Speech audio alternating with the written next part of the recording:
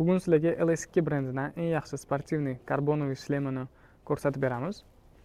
Bu to'liq karbondan ishlangan, aerodinamichniy shaklda, agressivniy.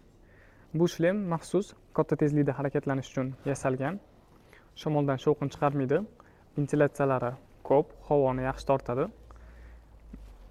Tashqarisida oldi tarafida ventilyatsiya bor. Tepasida, vizor tepasida bor. Va boshi tepa qismida ikkita joyida bor. Va bu hamma havo orqasidan spoiler tagidan chiqib ketadi. Bu GP Aero'ni uzun spoilerli varianti. Spoileri ham karbondan yasalgan bo'ladi. Bu spoileri katta tezlikda o'zingizni stabilniy his qilishingizga yordam beradi. Vizori qalin, ultraviolet nurlarini qaytaradigan, knopkada ochiladigan mexanizm bo'ladi. Vizorni ko'rinish kengligi 215 gradusda ko'rishingiz mumkin. Bu eng obzori katta shlemlardan bittasi.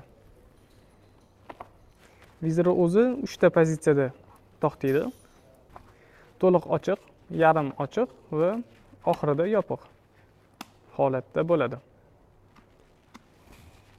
Podushkalari qalin, gipoallergenniy, terlasangiz tez quriydi. Bularni yechib yuvish mumkin. Garnitura ham qo'ysangiz bo'ladi ichiga. Zastёshkasi double D-ring gonichniy variantda bo'ladi. Sertifikatlari DOT va EC sertifikati bor, hamma shlemlarga o'xshab, hamma yaxshi shlemlarga o'xshab.